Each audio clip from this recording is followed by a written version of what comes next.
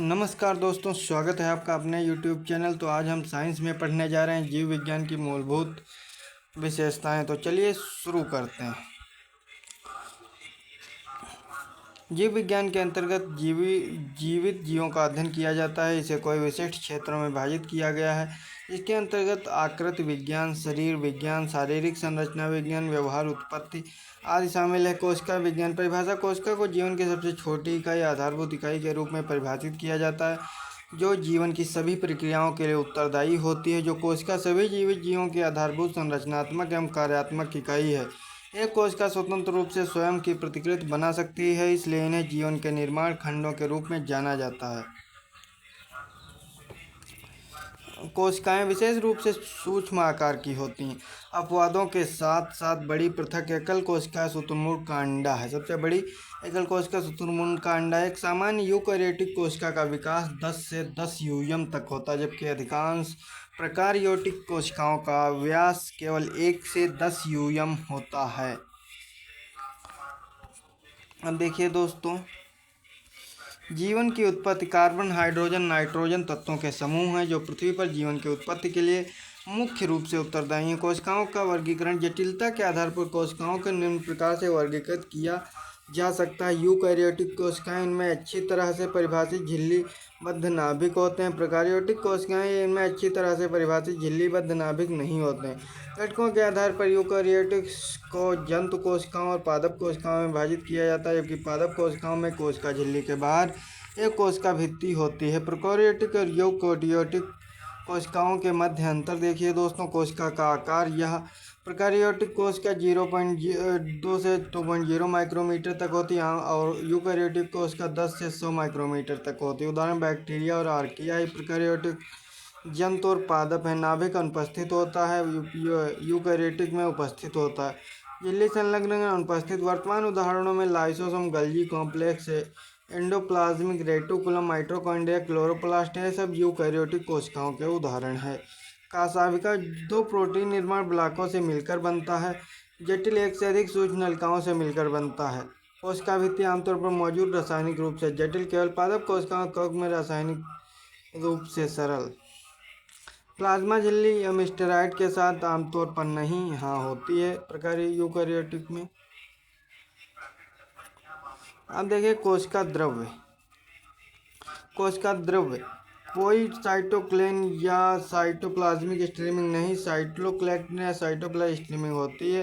Ribosome छोटे होते हैं तथा यूकैरियोटिक में बड़े होते हैं। कोशिका विभाजन: द्विखंडन होता है, समसूत्रीय विभाजन होता है।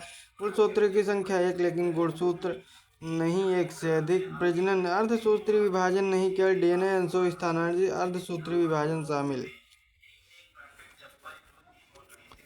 अब देखिए दोस्तों, पादप और जंतु कोशिकाओं के बीच अंतर। पादप कोशिका आमतौर पर जंतु कोशिका से बड़ी होती है, आमतौर पर पादप कोशिकाओं से छोटी होती हैं। जंतु कोशिका प्लाज्मा झिल्ली: पादप कोशिका प्लाज्मा झिल्ली के अतिरिक्त कोशिका भित्ति उपस्थित होती है, जिसमें मध्य लामेला प्राथमिक और द्वितीयक शामिल होता है तथा जंतु कोशिका कोशिका भित्ति अनुपस्थित होती है। प्लाज्मोस्टा उपस्थित होता है, प्लाज्मोस्टाटा अनुपस्थित होता है। क्लोरोप्लास्ट उपस्थित होता है, क्लोरोप्लास्ट अनुपस्थित होता है। रिक्तिका बड़ी एवं स्थायी होती है।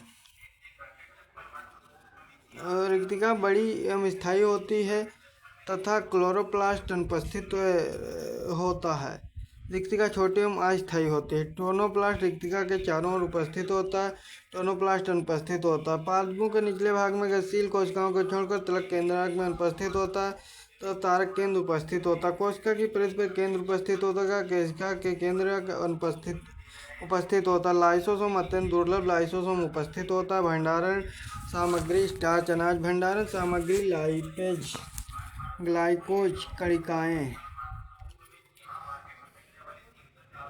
अब देखिए कोशिका के घटक। कोशिका संरचना विभिन्न जीवों के मध्य होने वाली भिन्न भिन्न होती है, लेकिन संशोधनों के अनुसार सभी कोशिकाएं कुछ स्तरों पर एक दूसरे से समान होती हैं। कोशिकाओं की सामान्य विशेषताएं निम्नलिखित हैं। केंद्रक: केंद्रक कोशिका का नियंत्रण केंद्र होता है, जिसमें कोशिका का आनुवंशिक पदार्थ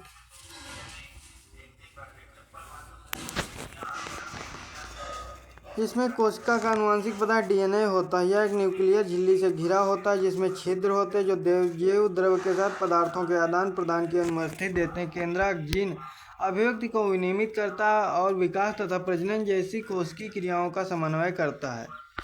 पशु कोशिका और पादप कोशिका में केंद्रक उपस्थित होता है। हालांकि कुछ विशेष स्थितियों में पादप कोशिका में कई केंद्रक होते हैं। इसकी खोज रॉबर्ट ब्राउन ने 1831 में की थी। पादप कोशिका की खोज माइटोकॉन्ड्रिया शब्द केंद्रक की खोज रॉबर्ट ब्राउन ने की थी 1831 में। माइटोकॉन्ड्रिया शब्द कार्ल बेंडा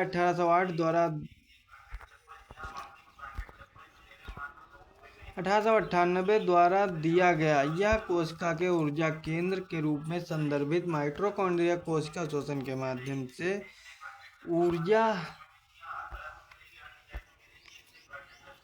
ऊर्जा एटीपी उत्पन्न करने के लिए जिम्मेदार होता है। इन दूसरी झिल्ली संरचना होती है जिसमें ऊर्जा उत्पादन के लिए सतह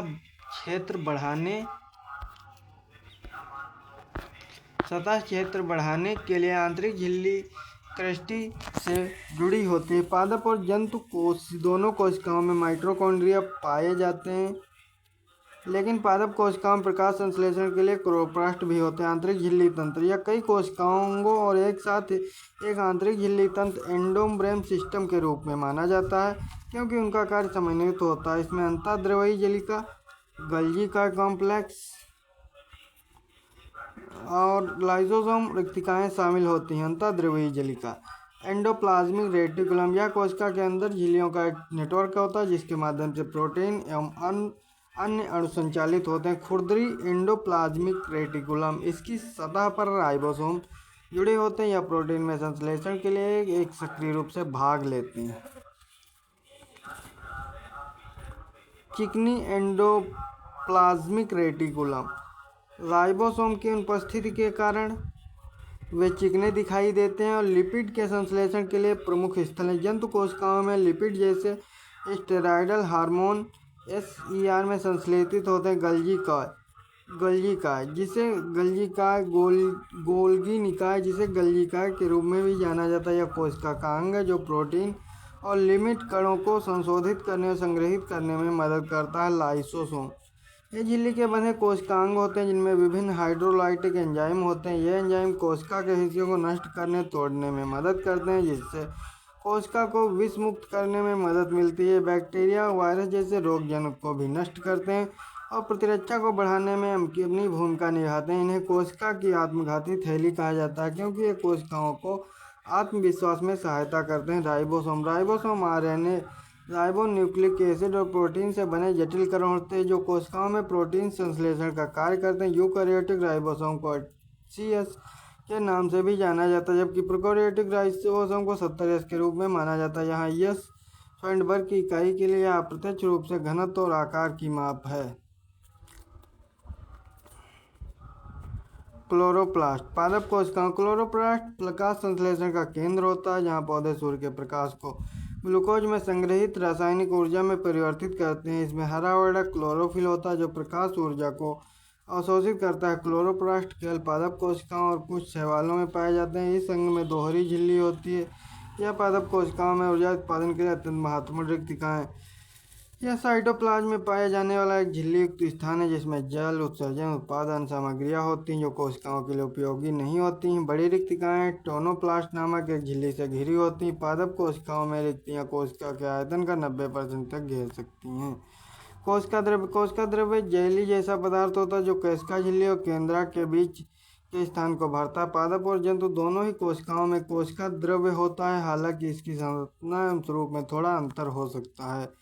कोशिका झिल्ली एक अर्धपरागम्य लिपिड द्विपरत होती है जो कोशिकाओं को घेरी रहती है, संरचनात्मक सहायता प्रदान करती है और कोशिकाओं के अंदर और बाहर पदार्थ की आवागमन को नियंत्रित करती है। यह फास्फोलिपिड प्रोटीन कार्बोहाइड्रेट से बनी होती है। जंतु कोशिकाओं में कोशिका झिल्ली सबसे बाहरी सीमा होती है जबकि पादप कोशिकाओं में झिल्ली कठोर कोशिका भित्ति नीचे स्थित होती है। स्टेम कोशिकाएं विशिष्ट मानव कोशिकाएं होती हैं जिसमें विभिन्न प्रकार की कोशिकाएं मांसपेशी कोशिकाएं, मस्तिष्क कोशिकाएं विकसित करने की क्षमता होती है। स्टेम कोशिकाएं एक अपरिपक्व कोशिका होती है।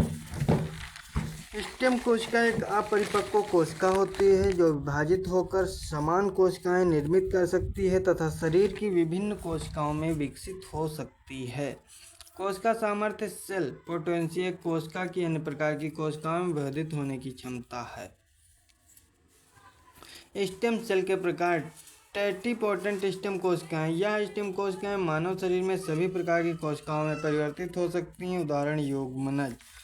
Pluripotent stem cell. यह स्टेम सेल मानव शरीर में किसी भी प्रकार की कोशिका में विकसित हो सकते हैं बजाय उन कोशिकाओं के जो गर्भ में भ्रूण के निर्माण तथा विकास में आवश्यक है। उदाहरण भ्रूण स्टेम सेल।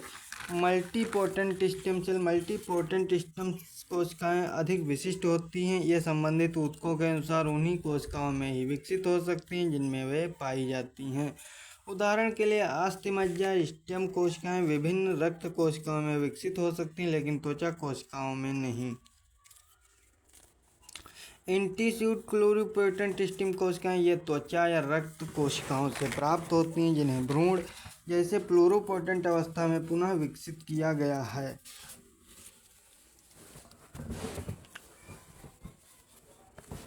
मूल कोशिका के प्रकारों में विचलन। विषाणु ये अपनी विशिष्ट मेजबान कोशिका के बाहर निष्क्रिय परजीवी होते हैं। विरियन। विषाणु और विरियन के बीच मुख्य अंतर यह है कि विषाणु न्यूक्लियो प्रोटीन करण जबकि विरियन वायरस का सक्रिय संक्रामक रूप है। वायरोइड से संक्रामक एजेंट होते हैं जिसमें बिना किसी सुरक्षात्मक परत जैसे प्रोटीन परत के बिना केवल नग्न आरएनए होते हैं। ये पादपों को संक्रमित करते हैं लेकिन जीवन के किसी अन्य रूप को नहीं। मेजबान कोशिका को नष्ट करके स्वयं को उनके स्थान पर ढाल लेते हैं। वायरोइड जीवन आरएनए के छोटे एकल जाइलम आवृत्त हैं जो केवल 250 से 400 आधार लंबे होते हैं।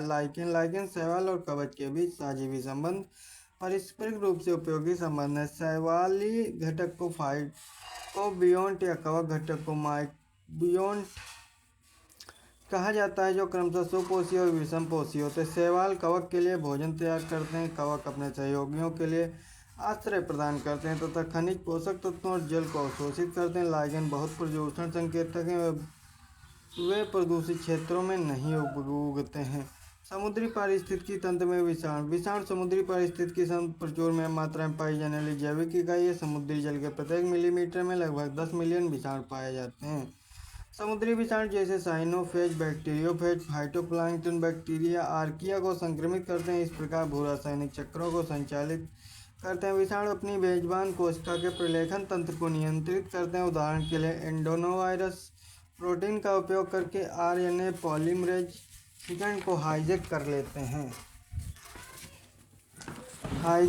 लेते हैं।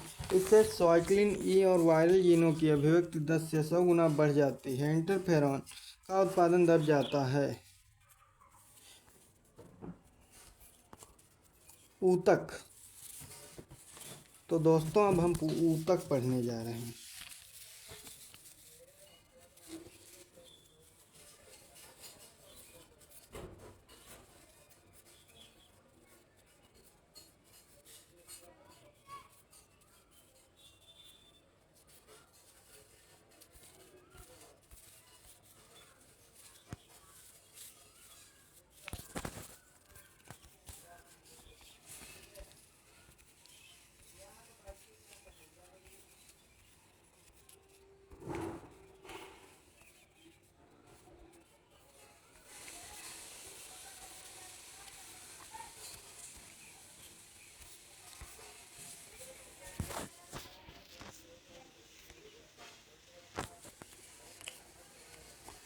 ऊतक। तो ऊतक किसी जीव के शरीर में कोशिकाओं के समूह को ऊतक कहते हैं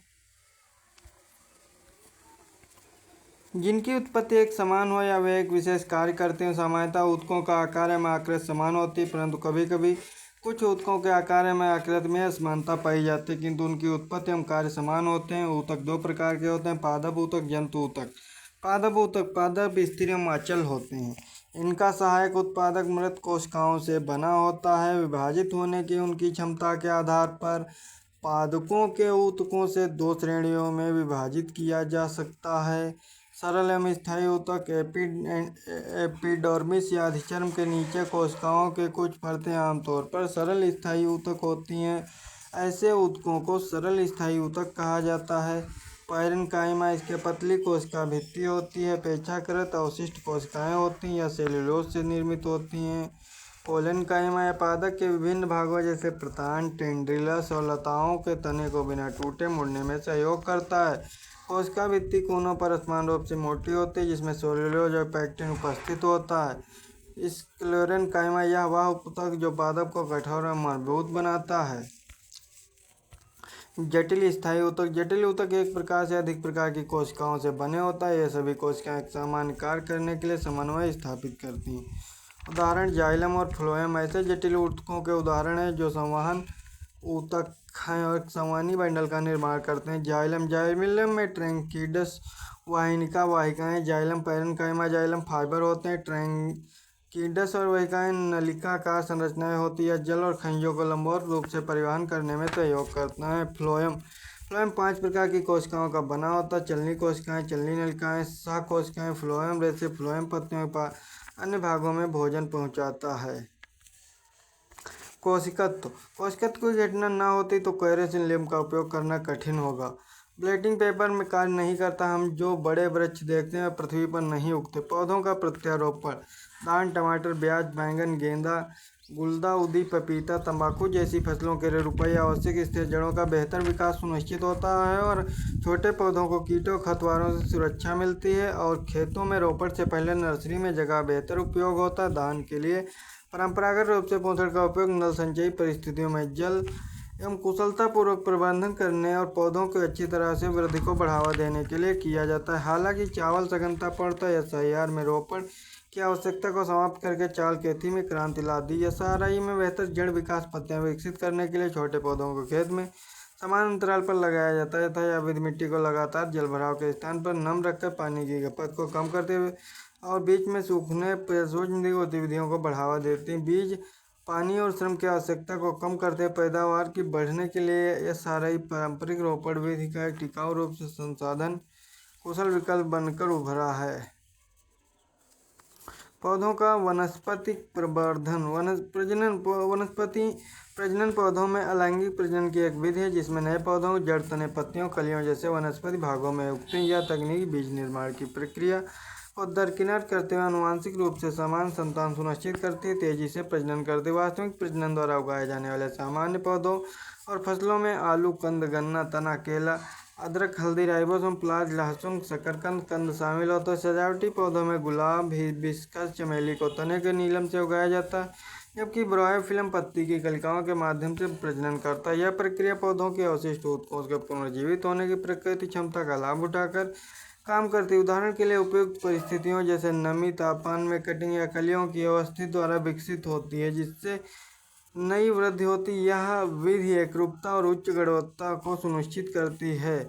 इससे उपज बढ़ता है और पौधों का प्रसार संभव हो पाता है जो व्यवहार बीज उत्पन्न करते हैं। भारत में गन्ने की कृषि की वर्तमान प्रवृत्तियां जब बल्क चिप सेटिंग नर्सरी में उगाया जाता है तो खोलों में प्रतिरोपित किया जाता है जो बीजों की व्यापक बचत होती है। गन्ने की कृषि उत्पादक संवर्धन में तैयार अवशेषों का उपयोग करके की जा सकती है।